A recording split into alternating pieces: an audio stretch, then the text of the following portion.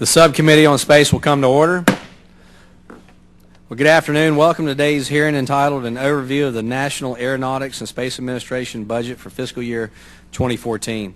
In front of you are packets containing the written testimony, biographies, and required truth and testimony disclosures for today's witness. I recognize myself for 5 minutes for an opening statement.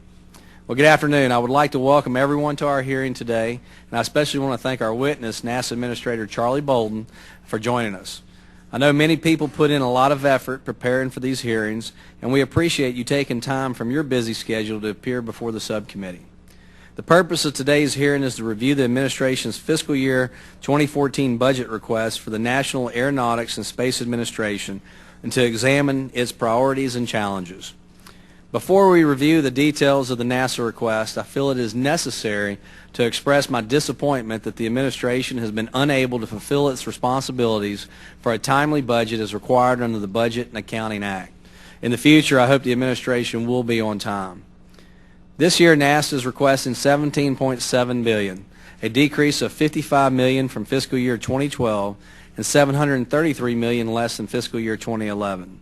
In a time of budgetary restraints such as the one our nation is facing, we must ensure that every agency is doing its part, and I believe the top-line request for NASA is fair in this regard. There are several areas of the request that I believe require serious deliberation and thoughtful debate. Within the Human Operations and Exploration Mission Directorate, I am most concerned with the request for the Commercial Crew Program, the Space Launch System, and the Orion Crew Capsule. Certainly the successful launches of both SpaceX and Orbital Sciences are significant milestones, and they should be applauded for those achievements. However, I continue to be concerned about the strategy NASA is employing to fund crew transportation systems. We must recognize the times in which we are operating, and funding multiple companies to develop these systems is no longer, if funding multiple companies to develop these systems is no longer feasible, we must reevaluate our strategy. Our first priority must be getting American astronauts launching on American rockets from American soil as soon as safely possible. I am skeptical about continuing to develop a market as broad and as deep as NASA suggests because I think it could delay that goal. This is a conversation I anticipate revisiting as the committee prepares for the NASA reauthorization later this year. Additionally, I'm concerned about the request for the Space Launch System and the Orion Crew Capsule. While Congress continues to insist that these two programs be priorities, NASA has once again offered a budget that does not demonstrate the sustained commitment to their development. I remain committed to ensuring our nation has a robust exploration program, and I am curious what milestones or important testing NASA believes can be pushed out in the schedule to accommodate the lower requests. I am also troubled by NASA's requested reductions in the Science, Aeronautics, and Human Exploration and Operations Mission Directorates. While asking for $105 million for an asteroid retrieval mission that was announced seemingly out of the blue. This request was not accompanied by a budget profile, technical plan, or long-term strategy. Yet NASA has asked Congress to commit to funding the first steps. I look forward to hearing more about this mission and how NASA intends to cover the $2.6 billion that the Keck Institute for Space Studies estimated it would cost. In the Science Mission Directorate, the administration has requested authority to transfer several climate sensors from the troubled Joint Polar Satellite System and the Deep Space Climate Observatory out of the NOAA budget and assign them to the Earth Science Program budget. The budget request also transfers Landsat Data Continuity Mission follow-on activities from the U.S. Geological Survey to NASA, and the development infrastructure for radioisotope power systems from the Department of Energy to NASA. So I'm worried that NASA is footing the bill for other agency requirements, all while being asked to take an overall budget cut. Finally, I'm concerned by the growth of the space technology program. The request for the space technology program this year is a 62% increase over the appropriation it received in fiscal year 2012. This is a significant amount of growth in only 2 years. Although NASA has announced that it will organize space technology as a mission directorate, it has not requested authority to do so in the upcoming authorization bill, and it is not entirely clear how the projects in space technology differ from those in other mission directorates. Mr. Administrator, like you, I am committed to ensuring that our nation has a robust space program that will continue to lead the world for generations. I am concerned, however, that NASA has neglected congressional funding priorities and been distracted by new and questionable missions that detract from our ultimate deep space exploration goals. These distractions also take up precious lines in the budget at a time when NASA can least afford it. I now recognize the ranking member, the gentlelady from Maryland, Ms. Edwards, for an opening statement. Thank you, Mr. Chairman, and good afternoon and welcome to Administrator Bolden. Before I begin, I want to offer my congratulations to NASA and to Orbital on the test flight of the Antares launcher on Sunday. The successful test flight speaks well of the teamwork among Orbital, NASA, and the Wallops Flight Facility and the FAA, and including the Mid-Atlantic Regional Spaceport and the Virginia Commercial Space Flight Authority. So congratulations. Now today we're meeting to review the $17.7 billion request for NASA's fiscal year 2014 budget. And I know, General Bolden, that it's not been easy getting to this point. With sequestration and the late resolution of the fiscal 2013 budget, we in Congress have not provided you with the optimal conditions under which to plan and implement NASA's inspiring portfolio of missions. But here we are. Now, I've said before, and I'll say it again, that our investments in research and development, including space, are investments in innovation, jobs, and future economic growth. If we skimp on the input side of the equation, we can't expect positive changes in our nation's capacity for innovation and growth.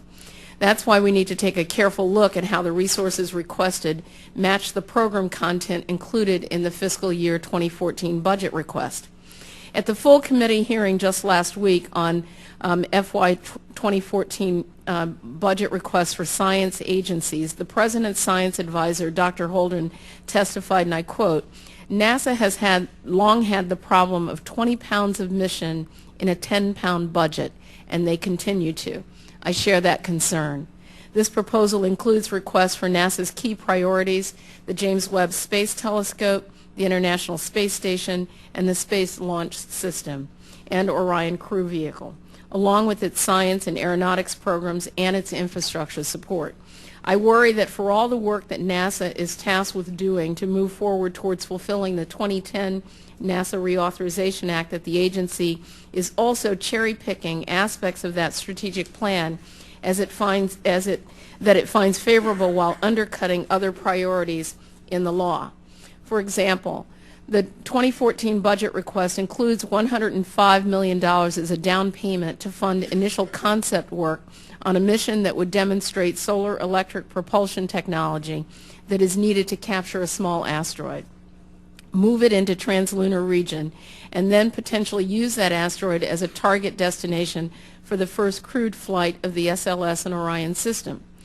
In addition, the request includes $820 million a year over the next several years to fund the development of commercial crew capability for transporting astronauts to and from the ISS, a significant increase from the $400 and $500 million range that Congress has been willing to authorize and appropriate for those activities in the last 3 fiscal years.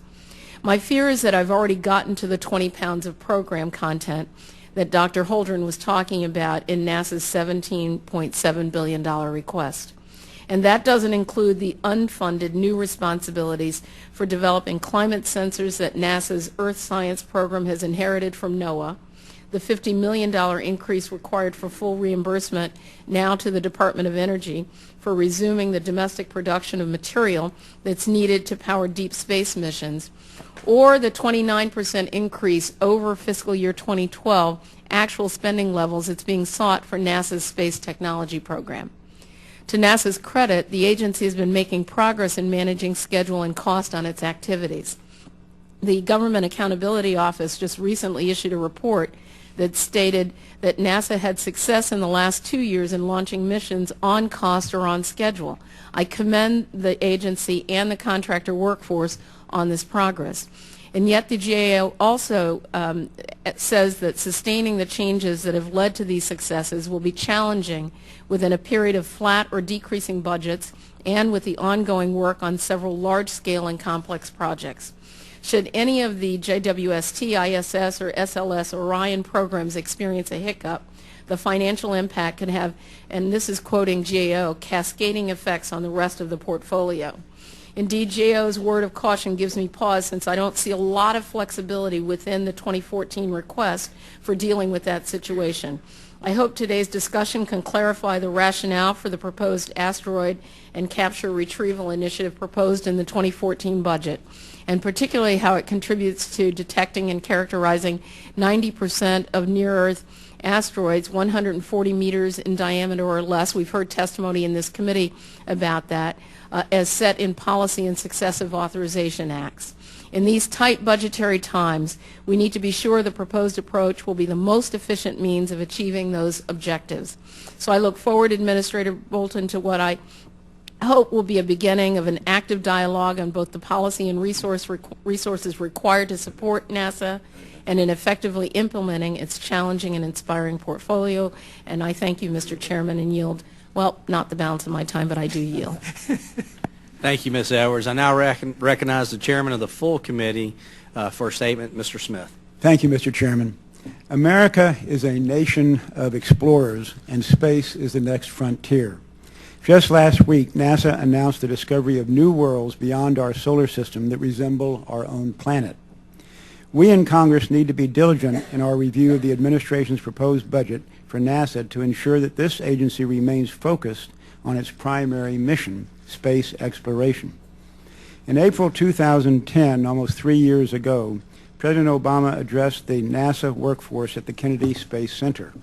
He stated that the next mission for American astronauts beyond the International Space Station was an asteroid and canceled NASA's many years of work to return to the surface of the moon. Last December, the National Academy of Sciences review of NASA's strategic direction made the following observation. The committee has seen little evidence that a current stated goal for NASA's human spaceflight program, namely to visit an asteroid by 2025, has been widely accepted as a compelling destination by NASA's own workforce, by the nation as a whole, or by the international community. On the international front, there appears to be continued enthusiasm for a mission to the moon, but not for an asteroid mission, end quote. Not having found a suitable asteroid for NASA astronauts, the President's budget now proposes a robotic asteroid retrieval mission to bring one closer to the moon.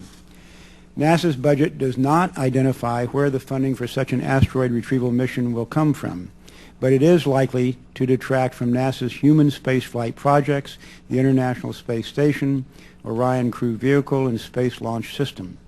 Further, the President's budget requests over $1.8 billion for NASA's Earth science programs. How does this high level of spending affect other NASA priorities, especially planetary exploration? Here are the priorities for NASA's exploration missions that have been consistent in congressional authorizations for the past 8 years. We need to make the International Space Station both an international and scientific success that will enable further exploration beyond Earth orbit. We need to build new systems to once again launch American astronauts on American rockets as soon as possible. Today, the U.S. pays Russia $63 million to take each of our astronauts to the station. While we support certain investments by NASA to fund private sector cargo and crew initiatives to support the station, Congress has been clear over the years that the Orion Crew Vehicle serve as a backup option. And finally, after receiving testimony from many engineers and astronauts, Congress has been insistent that in order to venture beyond low Earth orbit, a heavy-lift launch vehicle, NASA's Space Launch System, needs to be developed. The goal of NASA's human spaceflight program is to go to Mars and beyond on a path that includes returning to the moon or asteroids as necessary. This stepping stone approach for our exploration out of low Earth orbit is clear and unambiguous. While federal budgets will continue to be uncertain, congressional support for NASA's exploration mission is clear and unwavering. Thank you, Mr. Chairman. I'll yield back. Who wish to submit additional opening statements, your statements will be added to the record at this point. At this time, I would like to introduce today's witness, the Honorable Charles F. Bolden, Jr., the Administrator of the National Aeronautics and Space Administration. I now recognize Administrator Bolden to present his testimony. Thank you very much, Mr. Chairman and members of the committee. Let me thank you for the opportunity to appear today to discuss NASA's fiscal year 2013 budget request. Let me start by thanking the full committee as well as this subcommittee for your continued bipartisan support of NASA and the world's second-to-none civil space program. That support is also reflected among the American people in the White House, as evidenced by the President's $17.7 billion funding request for NASA. The budget reflects today's fiscal realities, and it aligns NASA's full spectrum of activities to meet the President's challenge to send humans to an asteroid by 2025 and to Mars in the 2030s. As part of the agency's overall asteroid strategy, NASA is planning a first-ever mission to identify, capture, and redirect an asteroid into orbit around the Moon. This mission represents an unprecedented technological challenge, raising the bar for human exploration and discovery, while helping protect our home planet and keep bringing us closer to a human mission to Mars in the 2030s. This budget also supports NASA's partnerships with American industry partners who are developing new ways to reach space. These partnerships are creating jobs and enabling NASA to focus on new technologies that benefit all of our missions. An industry partner, SpaceX, has begun resupplying the International Space Station with cargo launched from the U.S., and Sunday's successful test launch of Orbital Sciences Antares marks another significant milestone in NASA's plan to rely on American companies to launch supplies and astronauts to the International Space Station. Orbital is now poised for its first demonstration launch and mission to the ISS later this year. The administration is committed to launching American astronauts from U.S. soil within the next 4 years, and this budget provides the necessary resources to achieve this goal. This budget fully funds the International Space Station that remains the springboard to our next great leap in exploration. It also continues investments that are developing the SLS rocket and Orion crew vehicle that will take astronauts to deep space, and it supports driving the development of space technologies such as solar electric propulsion that will power tomorrow's missions and help improve life here on Earth. This budget continues to build on our nation's record of breathtaking scientific discoveries and achievements in space, with science missions that will reach farther into our solar system and provide critical knowledge about our home planet. Among other science goals, the budget will sustain NASA's vital role in helping us understand Earth's system and climate and the dynamics between our planet and our sun. These efforts will provide critical knowledge about our home planet and potential threats. We will continue our steady progress toward our next great observatory as we develop the James Webb Space Telescope scheduled to launch in 2018. NASA's program of innovative aeronautics research is pursuing an ambitious research agenda for substantially reducing aircraft fuel consumption, emissions, and noise. With the 2014 requests, NASA begins a new $25 million a year advanced composites project that will focus on innovative composite materials and structures. Mr. Chairman, we've had to make some pretty tough choices with this budget, but I'm committed to making sure NASA is using its resources strategically for a cohesive exploration program that bolsters our economy, improves life on Earth, and raises the bar of what humans can achieve. I look forward to your questions. I want to thank again the witness for being available for questioning today. I also want to remind members that committee rules limit questioning to 5 minutes. The chair will at this point open the round of questions. Administrator Bolden, under current top line funding levels, what is the cost schedule confidence level for SLS being operational by 2017? So if you're asking about the joint confidence level number, I don't think we've finished developing that yet, but I will get to it for certain. But I will say that I know it will be a number with which I will be very comfortable for a number of reasons. Unlike other brand new programs, SLS is an evolving system in which we're using previously proven hardware, if you will. The shuttle main engines are the main propulsion system for SLS in the beginning. We are using, granted, a 5-segment solid rocket motor as the initial boosters for the system, but it's still very well proven technology. Orion has been through now 2 programs, Constellation and presently the Orion program itself. So we're at a level of maturity with those programs that we would not ordinarily be with another program. So I'm very confident in our cost estimates We have had an independent cost assessment done that has been available to this committee and Congress for about a year or so now, in which they assessed that our estimates were well-founded, that the process for determining what we thought the cost would be was grounded in good budgeting and cost planning. They cautioned us that we probably could use more, but as I think I've told this committee and others before, I don't remember a time that we couldn't use more to buy down risk on any of our projects. So you don't have a joint confidence level percentage right now? We don't have a joint confidence level percentage right now because we have not reached what we call the key decision point C, which is the point at which we determine whether we're going to go forward with a program. If that number came out to be really bad, which I don't anticipate, it might dictate that that a program be canceled, but I don't anticipate that at all. When can this committee expect one? Mr. Chairman, I'll get back to you. I think we're having, I think the KDPC is sometime this summer, but I'll get back. I'll get that for the committee. Well, if there's not an official joint confidence level, what would General Bolden say it would be? As a percentage? That's what I said. My guess is that a percentage. That my guess, and I shouldn't do this. No, let me not. Okay, I shouldn't, and I won't. Well, I just want to remind you. I mean, if the SLS is one of the NASA's top priorities, and we in this committee would look forward to seeing a joint level of confidence, confidence level as soon as possible. Yes, sir. All right, the administration's budget request for the Space Launch System includes a reduction of $60 million. How was this reduction calculated?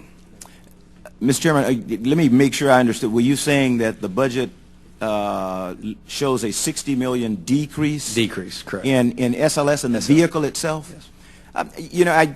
We have, from the beginning, we used to give you one line for SLS. And every time we came back with a budget, there was always a lot of confusion, and okay, that's less money than we told you to spend on SLS. So we now have started breaking out the system into the vehicle itself, which is SLS, exploration ground systems, which is included in 21st Century Launch Complex at the Kennedy Space Center, its construction of facility upgrades at Stennis, and we try to break those out individually now. So while there may be what seems to be a reduction in funding deliberately applied to the vehicle, I think our budget numbers have been relatively consistent from what the Human Exploration Operations Mission Directorate has said we needed for the program from the very beginning. Can you identify the parts of the program that we're either eliminating or reducing? We're not eliminating anything. To my knowledge, we're not reducing anything in the program. But what we're trying to do is more definitively document the amount of money that's going toward the B-2 test stand upgrades at the Stennis Space Flight Center. That was not spelled out in the budget before, and now when you look under what we call CECR, the Construction of Facilities account, you'll see a specific reference to the B-2 test stand. You will see a specific reference in the write-ups to advanced boosters, which we think is very critical, not to the 70 metric ton version of SLS, but we will need it when we move up to a 150 metric ton version, and we can't wait until we need it in 2025 to start constructing it. So those are numbers that I count toward SLS, but the committee may not attribute to SLS. So just to clarify, with the reduced funding, you don't see any anticipated missed deadlines for SLS? I don't anticipate any missed deadlines, and I would remind the committee, and I think, Mr. Chairman, you know probably better than anybody sitting in this room, because you've seen more than I have at Stennis. We have been testing the J2X consistently at Stennis, very successfully. We've got 500-second tests several times now. We are running tests at ATK with the boosters. We have gotten Orion where it is ready. It's almost ready to fly in the fall of 2014. We could tick off the achievements in both SLS and Orion that meet our milestones, and we've not, with one exception that I know of, which is delaying or putting off the airborne abort test for Orion, which we don't need for many years. We delayed that so that we could get some other things done. Okay. I now recognize Ms. Edwards for 5 minutes. Thank you, Mr. Chairman. I have a statement that's submitted by the Planetary Society expressing concerns about the fiscal year 2014 budget that I'd like to request be entered into the record. Without objection, so ordered. Thank you, Mr. Chairman.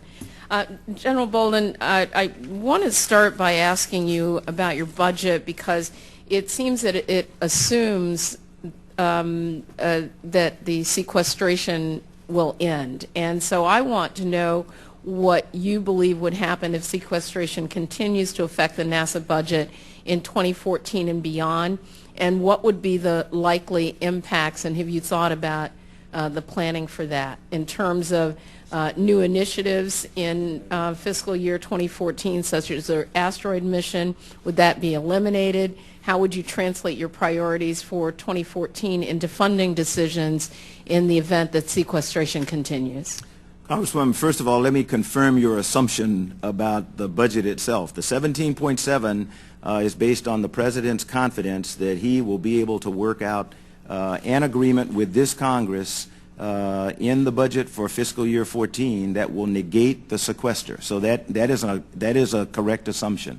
If this Congress and the administration are unable to do what the American public expects, and we have to deal with sequestration for a 10-year period of time, to be quite candid, all bets are off. And things that we talk about, what I do now when I come to this committee and say we are fully funding all of our priorities, I can't do that. It goes back to, it puts more than 20 pounds in a 5-pound sack, and we will not be able to do that. Examples would be some of the testing that's necessary for our commercial crew program will have to slip. Several of you have referenced the amount of money that we consistently ask for commercial crew program and say, why do we keep doing that? The reason we keep asking for, at first, $1 billion annually for the commercial crew program, and then we decided, okay, maybe we can make it for $822 million. What I explained to the committee 4 years ago was if we don't get, back then it was $1 billion, we won't be able to deliver commercial crew program in 20. What about the asteroid mission? What happens to that? The asteroid mission will probably go away. Congresswoman, you know, we are in the stage of developing the asteroid mission. The President requested $105 million for a strategy. That's everyone needs to understand. That's not the mission. It is an asteroid strategy that includes $78 million for the development of the mission itself in the Human Exploration and Operations Mission Directorate. So, General Bolden, let me ask you about that, because in the National Academy's 2012 report on NASA's strategic direction found that there's actually little support for an asteroid mission in the science community. What's your overall objective? And your testimony, as you've just described, refers to an overall asteroid strategy. Can you describe that strategy? And if you don't have it here, can you give it to us for the record? I can describe it because it's relatively simple, and I would have to refer back to the April 18th hearing. I think it was April 18th when we met on asteroids. Dr. John Holdren, General Shelton, and me, and I think it was, I can't remember whether it was Congressman Brooks or Congressman Posey, to whom I responded after much of their frustration that the only thing we could do today was pray. The asteroid strategy gives us the capability of being able to increase the number of asteroids that we identify that threaten Earth, to characterize them such that we can determine how we reach them. We're developing a process or a technology that will come forward in the asteroid retrieval mission that will demonstrate that humans can, in fact, alter the path of an asteroid that's headed toward Earth. So these are very important parts of the asteroid strategy. It is. So let me just interrupt you for a minute. I apologize, but are you saying to us then that the goal is an asteroid and the capture and retrieval of an asteroid, or is the goal an interim step to Mars? The goal of our program is to remain the world's leader in space exploration, to meet the President's goal for us, or challenge for us, of putting humans in Martian orbit in the 2030s. That is the ultimate destination for humans, and we must not lose track of that. An asteroid is an intermediate destination on the way to our ultimate destination of Mars. An asteroid mission must stand by itself, however. And so as a part of the strategy, the asteroid mission answers several other questions that have been asked of us, or challenges that have been given to us. Putting a human with an asteroid, that is one that the President expressed to us. This committee and others in this Congress and the National Space Policy demands that we be able to identify, as you said, 100% of the asteroids that are 40 meters or less, and this is one of the ways that we intend to move toward answering those questions for the nation. Thank you, Mr. Chairman. I hope we'll be able to get to follow up with this. Thanks. Thank you, Ms. Edwards. We're going to try to get through as many members as possible, but then we're going to recess for votes, but we're also going to return. So I now recognize Mr. Smith for 5 minutes. Thank you, Mr. Chairman. It sounds like a number of us have the same type of questions. And Mr. Bolden, you should not take these personally if we ask tough questions, because I think we all admire you as an administrator and appreciate the job you're doing. Let me go to the asteroid retrieval mission and follow up on that. NASA's Small Bodies Advisory Group reported, quote, "While the participants found it to be a very interesting and entertaining, it was not considered to be a serious proposal." Why would the administration dismiss the advice of those whose advice they sought?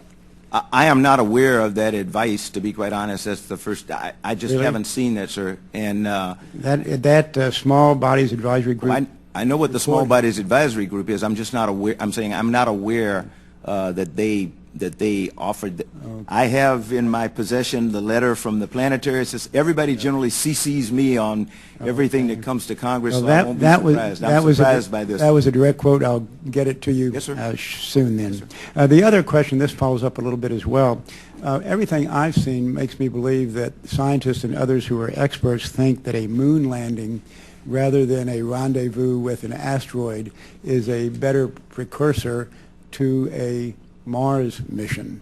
Would you agree with that, or do you think the asteroid is better preparation? Congressman, I would agree with anyone who says that a moon landing is good. We've done it. We've done it 6 times, and it was incredibly good. Yeah. And there's a lot more to do than what we've done so far. There is so much more to do than what we've done so far. But if I go back to the premise that the chairman opened up with, that we can only do so much. And which would be better for the Mars mission? Would it be back to the moon, or would it be the asteroid? I don't think that either would be better. They both are good. In our particular case, since we're operating under a flat budget, the one that is executable in today's budget environment is an asteroid mission. If various experts said the moon, would you heed their advice?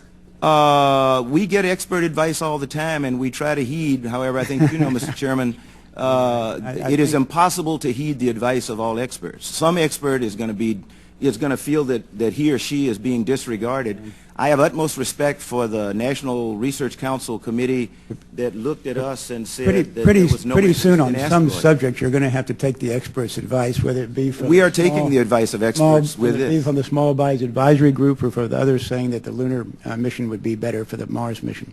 Next question is this: on the James Webb Space Telescope, which is one of our great scientific adventures. There is some concern about technical problems there. I think it's maybe overweight. I think there are 2 instruments that are running close to a year behind. Do you see us able to meet our deadlines and get the James Webb up in the fall, I think 2017 as expected? Chairman Smith, I'd have to ask for the source of the information. That is in direct contrast to what I get every week in terms of status of James Webb. We are 14 months ahead on the critical path toward flight. So you're not, for someone to say that we are a year behind with 2 instruments, and we have 2 instruments that we have been working quite a bit. The vendors have delivered NearCam and NearSpec, and if they think they're a year behind, I need to know it. Well, 11 months behind is what I. If they think we're 11 months behind on those 2 instruments, I keep coming up with all these news breaks. Sir, that's a serious news break, because that would be contradictory to what the leadership of Northrop Grumman and NASA's James Webb Space Telescope program are telling the administrator. That's a serious We'll get you our source. absence of information to me if that's true. Okay, we'll get you our source on that as well. Yes, sir. I would appreciate that because I promised this Congress that I was responsible for the James Webb Space Telescope. I think you may remember when I stood here and I said no one feels as bad about this as I do. Right. The information that I just mentioned, the two instruments being 11 months delayed, was in a GAO report that came out last week. I would have to go back and check with my... we have carried GAO by the hand through Goddard, through the Johnson Space Center and everywhere, and so if GAO is reporting that we have instruments that are 11 months behind... GAO, April 2013, two of the instruments 11 months behind. Mr. Chairman, I will get back to you. Okay. That is news to me. Okay, thank you. Last quick question.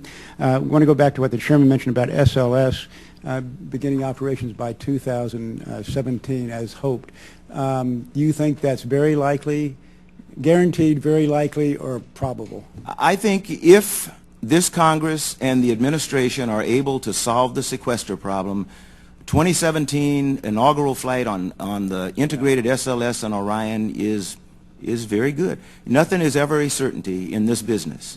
Barring no accidents, barring a successful flight of Orion next year, we're well on the way to a 2017 inaugural flight of SLS and Orion. Okay. Thank you, Mr. Bolden. Thank you, Mr. Chairman. Thank you, Mr. Smith. And now recognize Mr. Kennedy for 5 minutes. Thank you, Mr. Chairman. General, thank you very much for being here. And thank the committee for calling the important hearing.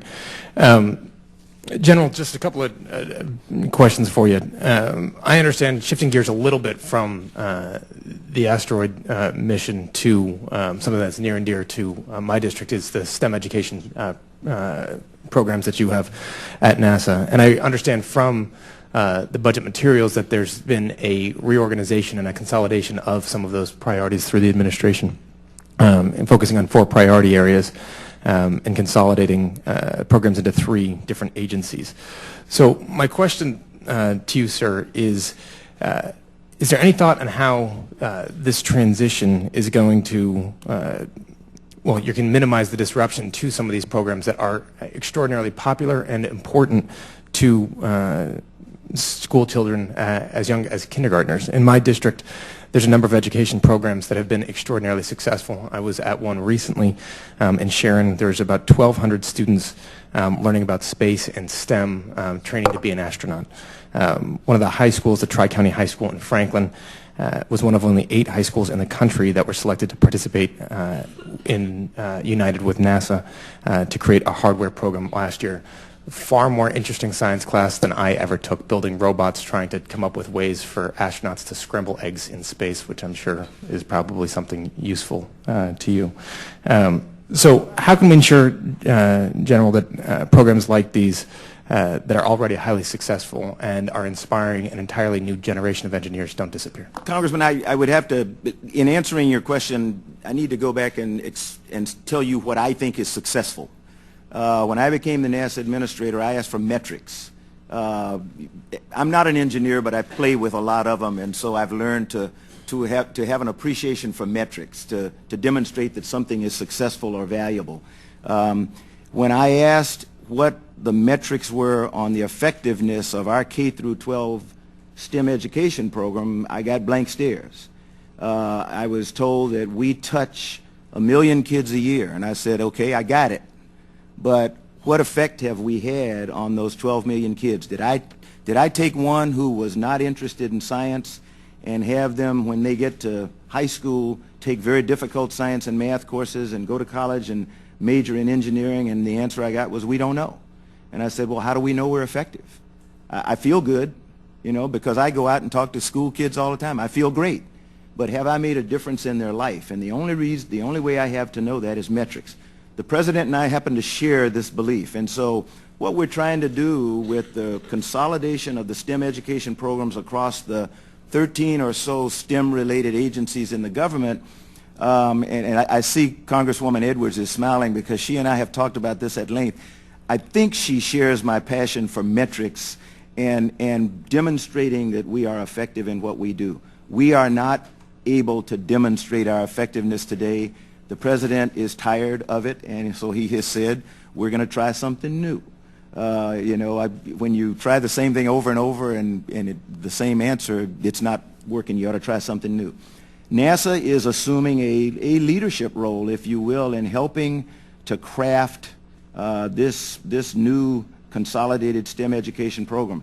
And I would caution everyone, nothing is changing right now. We have a long time remaining in this fiscal year, so the programs in existence continue to go. In NASA, programs like MUREP, EPSCoR, Space Grant, all of the critical programs that we uniquely do that reach underrepresented minorities, tribal colleges and schools, those programs will remain even in the consolidated program. I don't do very well in being able to measure the effectiveness of my fellowships and scholarships. I'm told the National Science Foundation has a pretty good system, so we are going to work with them to help us identify the effectiveness of our fellowships and scholarships. I don't do well at all. I have no metrics for, well, I shouldn't say that. I don't do well with metrics for K through 12. I am told the Department of Education has a pretty good idea of how to establish those metrics. That's what we're working on to roll out effective the 2014 budget. So I think the kids that we're taking care of today will be taken care of, and my hope is we will be able to show you that we have an effect, not just tell you that I feel good because I touched 1 million kids. Thank you. Okay, as we know, a vote has been called. The committee will recess subject to the call of the chair, which I'd like to be about 5 minutes after the last vote in this series. Without objection, so ordered. The committee stands in recess.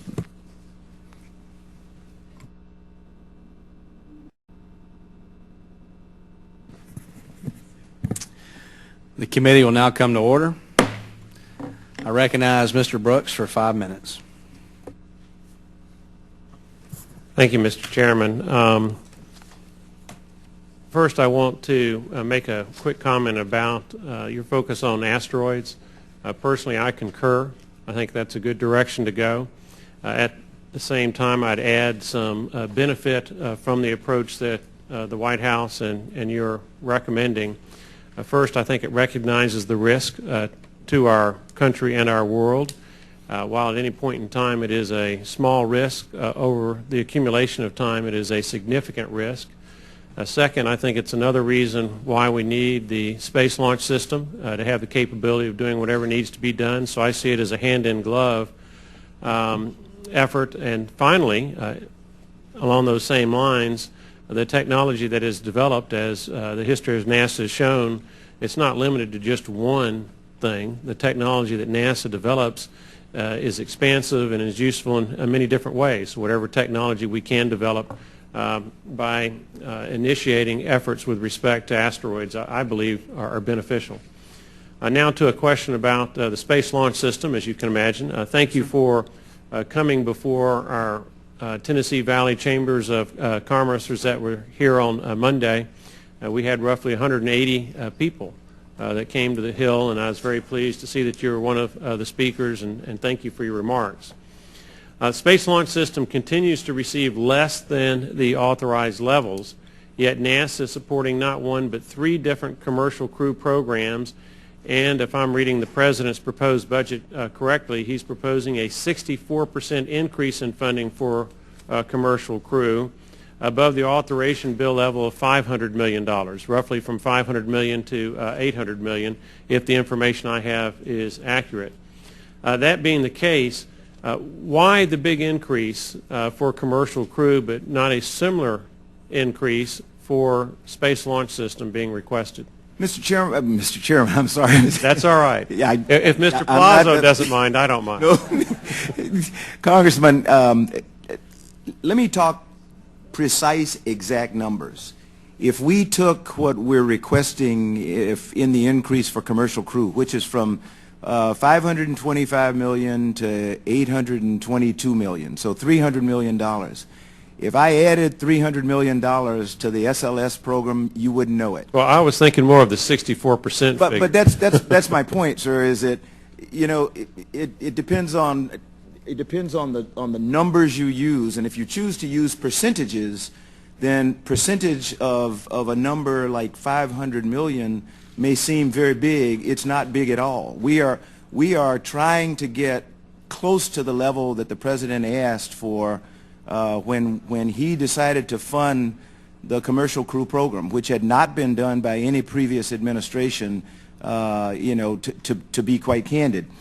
We have asked for, and I think Bill Gerstenmaier, the head of the Human Exploration Operations Mission Directorate, has stated over and over that this is the amount of money that we need to deliver SLS on the date and time that we said, 2017 for the inaugural mission, integrated with Orion, 2021 now for the asteroid mission perhaps, and I don't need more money than that.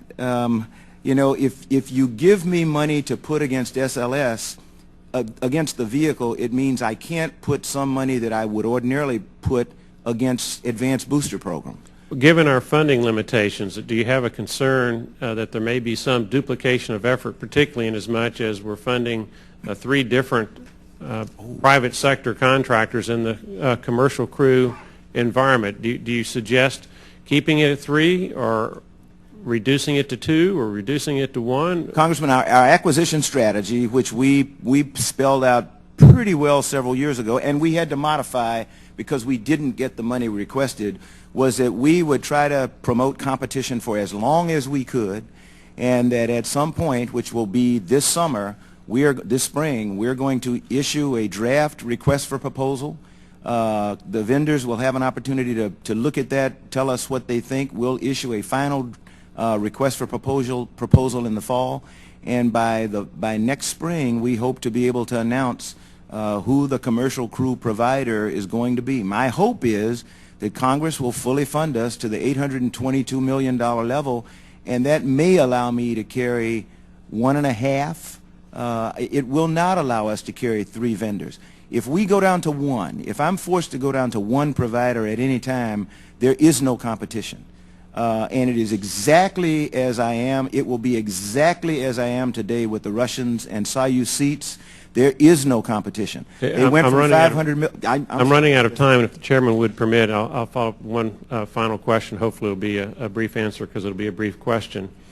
The word commercial has always been puzzling to me because I'm not very familiar with a commercial or private sector market for commercial crew. Do you envision that commercial crew is in fact going to have as its primary, if not sole customer, the United States government?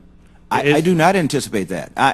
I believe industry when they say, when Boeing and Boeing's board of directors commit to a program as they have done with the commercial crew program, they're betting on the come. Well, if you have any studies that suggest that there truly is a private market out there for quote-unquote commercial crew, if you could share it with me, I'd very much appreciate it. I will make an effort to get some of the commercial companies to release what they provided to their boards of directors. I will try. Thank you. Yes, sir.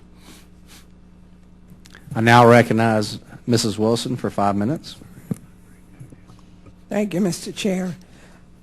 Good afternoon. Good afternoon. How are you It doing? is my understanding that Congressman Kennedy mentioned STEM, and I'd just like to follow up because I'm concerned about potential funding shortfalls with regard to STEM. As you know, training a STEM workforce is essential to our economic competitiveness. And NASA's education programs, both within its mission directorates such as science and aeronautics, as well as within its Office of Education, have taken a significant hit in the FY 2014 budget proposal. It's a decrease of about 46% from FY 2012. Who made the decision on what education activities are proposed to be cut? Was the Interagency Committee on STEM involved? And what was OMB's role? Congresswoman, I can't tell you what OMB's role was, but I can tell you what I did. I have been intimately involved in the decisions within NASA on STEM education because I think most people will tell you no one is as passionate about STEM education as am I. Our decision was, after we listened to the proposal that came from the President that he wanted, as I said a little bit earlier, he wanted to find a way to make the programs effective, that we would be able to measure the effect of the STEM education programs we decided that we would go along with that effort. We had already been part of the way down the road with COSTEM that you mentioned. Their report, I think, is supposed to come out this summer, and we will integrate the work of COSTEM, 2 years' worth, into the consolidation effort that's ongoing right now. So I can tell you what we did. We participated in the decisions. I think what they did was across the board.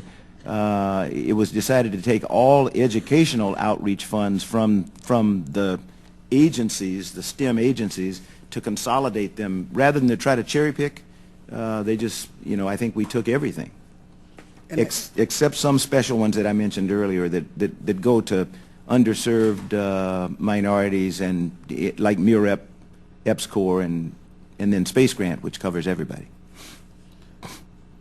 Just to follow up, what resources would the Smithsonian, Department of Education, and the NSF have as a part of the 2014 budget request to support infrastructure to work across government and to implement the proposed consolidation?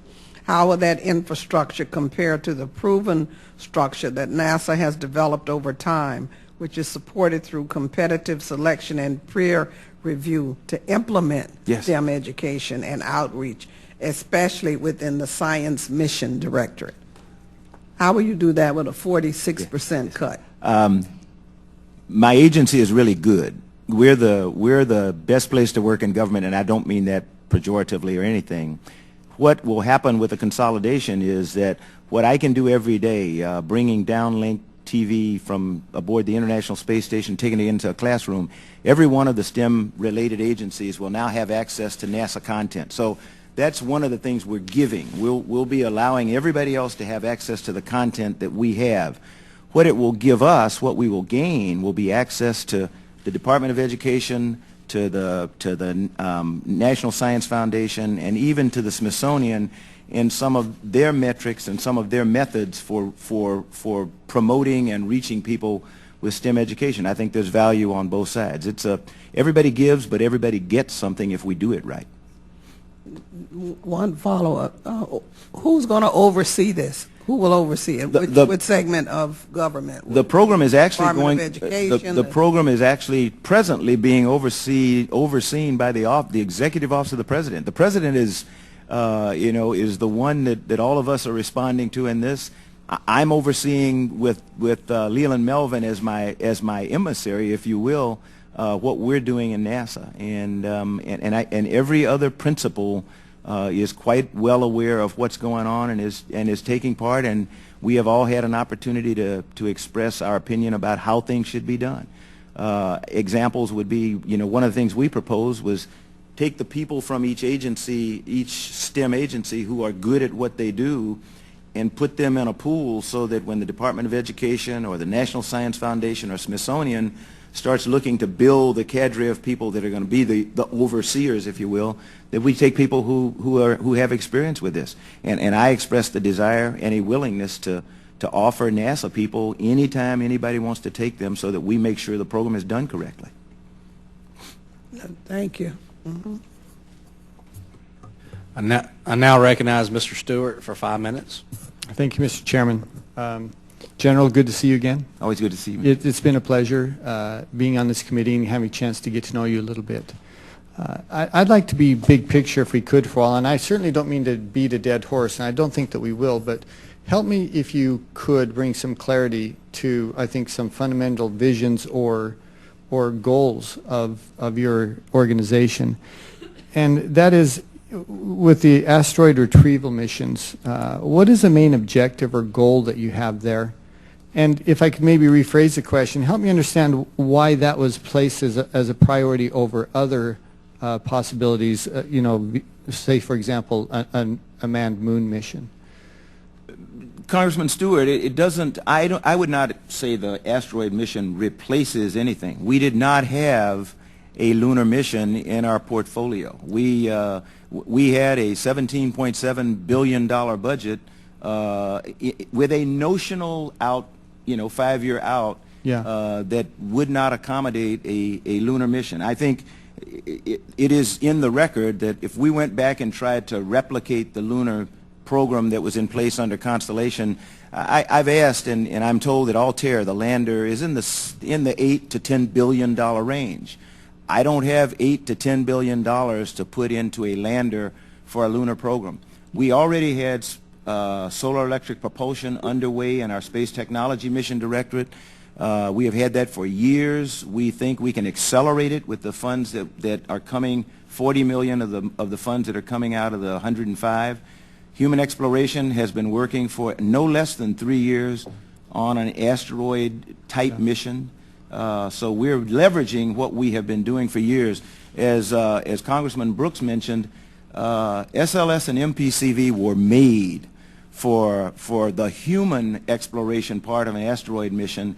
It gives us an opportunity to demonstrate that vehicle and its capability, Orion's capability to go beyond the moon to deep space, long before we have to make an 8-month mission to Mars, and hoping that our people will survive in that. Well, and I think actually, General, you bring up my point, and that is, and this is actually my primary question. If your ultimate objective is to go to Mars, and knowing that there's building blocks that are required to do that, technological building blocks along the way that you have to accomplish in order to do that, does a lunar mission or the asteroid retrieval, does either of those give you a more significant foundation to build on, if that is your objective? You asked the question a little bit differently than was asked earlier, and I thought about it. The chairman told me to think about it again and come out and say, I forget about the asteroid mission. I'm not ready to do that yet. There is a decided advantage in an asteroid retrieval mission on the road to Mars. Solar electric propulsion is something we have got to have for deep space exploration. People have heard us say we are looking for game-changing propulsion. Solar electric propulsion has been around for a while, but not the way we want to use it. There are varieties. Solar electric propulsion is a big name for a lot of different things you can do. Hall thrusters, ion thrusters, Vasimer. That's one thing. Life support systems in the Orion module. I don't need to change the life support. I could take the existing life support system in the first Orion and go to the moon. So there is no technological advantage there. If I want to push technology, I want to go to deep space. I want to go somewhere where it's really, really, really challenging. And if we don't get it right, we're going to lose people. And I appreciate that. And then if I could, in the minute or so that I have left, you've given some great examples of technologies which are developed with this mission. Are there any technologies that we sacrifice or that we would develop with another lunar mission that would not be developed in the? It's not a matter of sacrificing technologies. It is a matter of requiring no new technology. We must remember. This is the greatest nation in the world in terms of exploration of the universe. We have been to the moon 6 times. We know how to do that. Now, Dr. Gilruth, who most of you don't know, once said at the end of the Apollo program, people will realize how difficult it was to go to the moon when we try to return. So just because we went once doesn't mean it's going to be easy the next time. I don't need any new technology to go to the moon. I need money to go to the moon. It is expensive to go into a gravity well of the lunar surface. I need new technologies to go to an asteroid in deep space or in a stable orbit rendezvous point around the moon. And we have already started investing in that technology, and the minimal amounts of money, somebody asked, why are we putting more money into technology development? Because we need it to fill the gaps. We have a technological roadmap that was certified by the National Research Council. This is not an overnight thing. We didn't just think of this. I have to correct members of the committee who have said several times it seems like we just thought this up. We have been working on this. NASA has been working on this for decades. The president focused us like a laser when he stood up at the Kennedy Space Center, and people don't relate it, and I'm not trying to relate it to John Kennedy, but there were people who thought the president had lost his mind when he stood in Rice University campus and said, within this decade, we're sending humans to the moon and bring them safely back. Gene Kranz, who is a role model of mine and a flight director, he is Mr. Failure is not an option. He said he went home, he said he thought the president had lost his mind. He woke up the next morning and he said, no, that's not the case. The president trusts us, and he thinks we can do this. To have the president of the United States go to Florida and say, NASA's going to send somebody to an asteroid in 2025 and to Mars in 2030, I couldn't be more proud. Yeah. You know. And my time's, thank you, General. Appreciate it. Mr. Chairman. I now recognize Ms. Bonamici for 5 minutes. Thank you very much, Mr. Chairman. Thank you, General Bolden, for returning and for your service to our nation. In a previous hearing in this committee, I pointed out some of the work that NASA does that affects Oregon's 1st District in several important ways, from education opportunities through the Space Grant Program to whale monitoring activities through NASA's National Ocean Partnership. And I wanted to ask you about the weather and climate monitoring. The marine economy in Oregon is very important to the coastal areas, and they rely on the data provided by NOAA and NASA.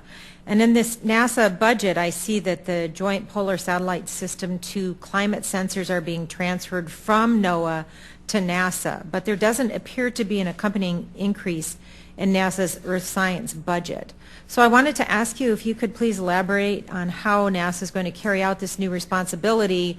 What are the criteria for having NASA assume responsibility, because we want to ensure that there are long-term measurements and observations that are sustained.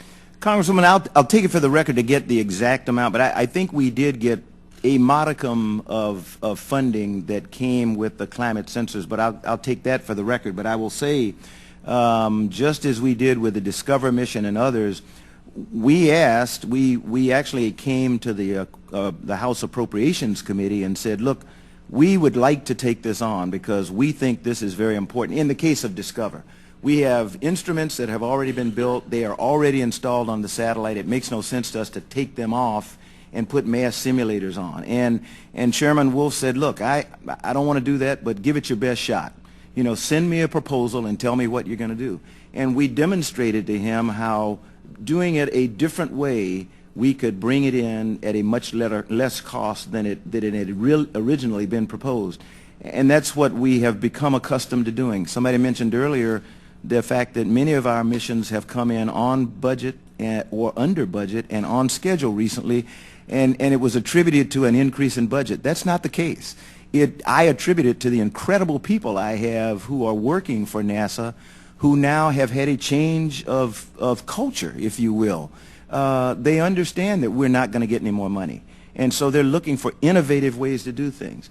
We knew we couldn't get enough money for a classic asteroid mission. You know, that would be great if we could put humans in a big rocket and send them to an asteroid between Mars and Jupiter. Our budget is not going to allow that. Never, ever. I doubt it, unless we really do something big and you all decide to be generous. So we had to innovate, and we came up with the concept that is now the hallmark of an asteroid retrieval mission. So that's the way we do things. Thank you. I also wanted to ask you about, I had a great conversation with members of the American Institute of Aeronautics and Astronautics. They were in town to talk about research funding, which is, of course, very important. We talked about the biological and physical science research that's done at the space station. As you know, there's a lot of research in space that affects medical care here. And I wondered, because of the potential for key medical advancements, is it surprising that what seems like a relatively small amount of the funding for ISS goes to research functions? So will you elaborate on that a bit? I think we have priced it about right, the amount of money that we put in our human research program, and I think what you're looking at is HRP that's dedicated to astronaut health and safety. What is not seen in that number is the amount of money that goes into human research. For example, the National Institutes of Health has a grant program in the millions of dollars, and the grantees do work on the International Space Station. One stipulation: can't have anything to do with astronauts. It's got to be it has to impact life here on Earth. Now, if it happens to help astronauts, great. But we don't count that kind of money that's being spent. CASIS, which is now the non-governmental organization that is responsible for going out and recruiting, selecting, and then overseeing science experiments flown in the American segment of the International Space Station. Our utilization of space station is up. The number of experiments that astronauts are able to do now that construction is over is up. It's a dynamic laboratory, better than anything anybody's ever seen before. That's terrific. I see if I can get one more question, and I understand that there's some work being done to develop a prototype exploration suit for use on board the ISS, and I wondered, is that a repurposing of the current, I guess it's the EMU that's used, or is it going to be replaced, and will there be a competitive process for that? My understanding is it will replace the EMU. It is a suit that's made to operate in a near gravity, in a less than 1G environment of Mars. Looks like Buzz Lightyear, the one I've seen. You know, it's much less cumbersome.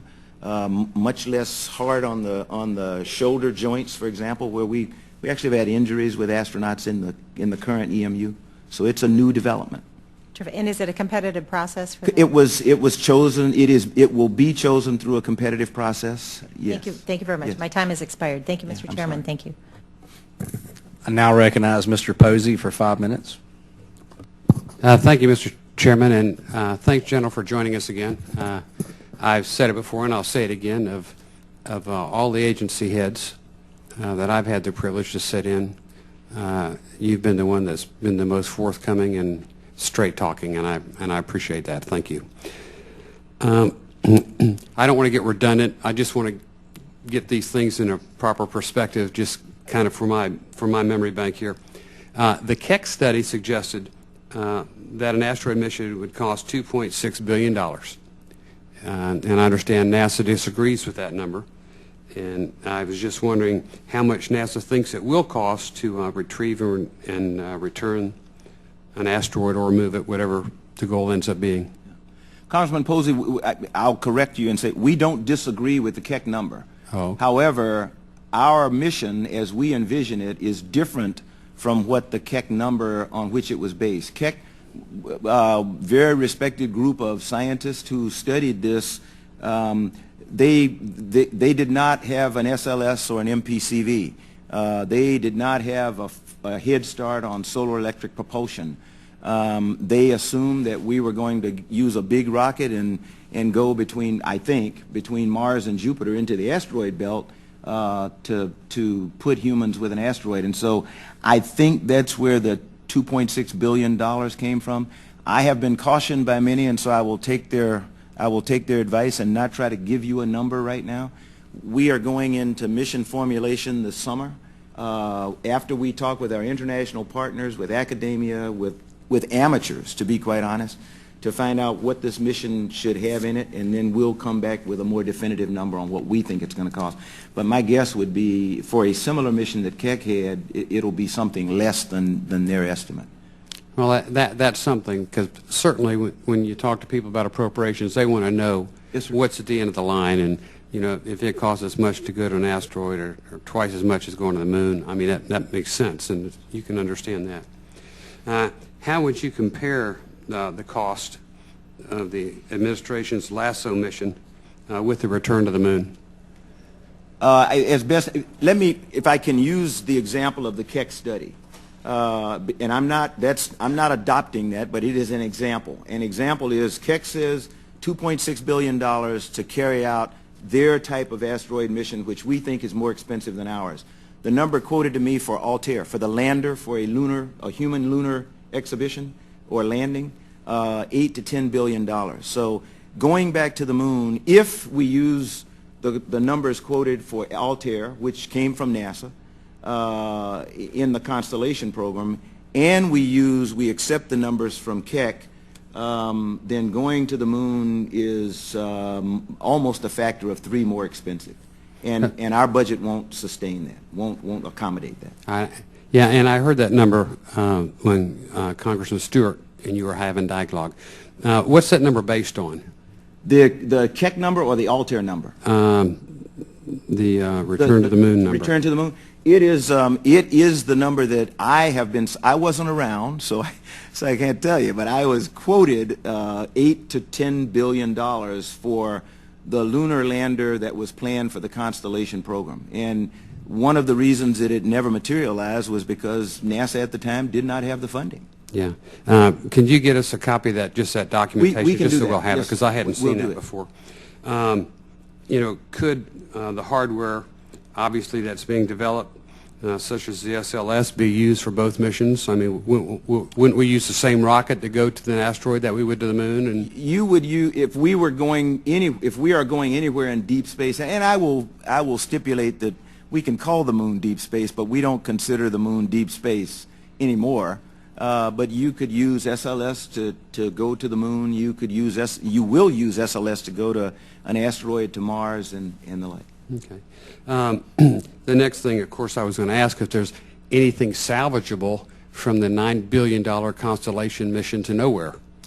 We are using Orion quite effectively. We have gotten its cost down, its weight down, and it's on schedule to fly in 2014. Okay. Because I think that might offset some costs if we've got some stuff in the ground. And to be fair, we flew Ares 1X. Which was a part of the Constellation program. That was the last thing we did in the Constellation program. Ares 1X was the most heavily instrumented rocket to ever go in space. And the data that we collected from Ares 1X is now available to every rocket manufacturer in the country, plus any rocket manufacturer that is cleared to receive ITAR-related data, I think. Yeah. When Kennedy set the goal of going to the moon within a decade, he literally inspired a nation. You might have known a skeptic, but you know, as a teenager, it inspired me and my entire generation. When we heard the idea of going to an asteroid and maybe doing 2 spacewalks on an asteroid, all I heard was crickets. Yeah. So what do you think What's the difference? Yeah. We were not at war. I was not marching in the streets of Columbia, South Carolina, as we were when President Kennedy announced we were going to the moon. We were in the midst of the civil rights era. There was hatred being spewed all over the streets of the United States. We were at war in another country, and we were racing the Russians, the Soviets back then. We are not racing the Soviets. We have no, hopefully we will not have an enemy like we had then. Hopefully we will not go back into the streets in racial discord again, although I can't guarantee that sometimes. And definitely, this nation will be very cautious before it enters into another war like Vietnam or some others that people could cite. Significant difference in time and conditions. Thank you. I see my time's expired. Thank you. I now recognize Ms. Brownley for 5 minutes. Thank you, Mr. Chair, and thank you, General Bolden, for your courageous service to our country. I really do appreciate it very much. I have some questions about the budget request for construction and environmental compliance and restoration. Specifically, I'm very interested in the budget request for cleanup of the Santa Susana Field Lab. This has been affecting my district for decades. NASA's original fiscal year 2013 request included $5.5 million for the Santa Susana Field Laboratory cleanup. And I understand that the administration has not yet released its fiscal year 2013 spending plan, and that the appropriations law enacted March 26 gives NASA 45 days to do so. So a couple of questions here. Will NASA allocate the $15.5 million request in 2013 to the Santa Susana Field Lab cleanup, and what activities does NASA intend to complete with those funds? And then further, will NASA's 2014 request of $20.6 million for the cleanup keep the project on schedule for completion by 2017? And what are what activities does NASA expect to complete with the 2014 year funds? And if Congress does not provide NASA with a full amount requested for 2014, how would the impact of NASA's ability to stay on track for cleanup completion in 2017? Congresswoman, I'm as dedicated as anyone to making sure that this planet is as good as it can be, and that life here is good. As far as I know, and I will get back to you for the record, we have not made any proposal for a change in the funding dedicated to Santa Susana. The last time I talked to the folk in the office responsible for that, we were on target for completion of the cleanup by 2017, and that's what we intend to do. Thank you very much. Yes. I would love it if at any time you were available to come visit the site and see it for yourself. I'd be glad to come. Thank you. I want to thank the administrator for his valuable testimony and the members for their questions. The members of the committee may have additional questions. It's already been expressed to me that they will. So we will ask you to respond to those in writing. The record will remain open for 2 weeks for additional comments and written questions from members. The witness is excused and this hearing is adjourned. Thank you, Mr. Chairman.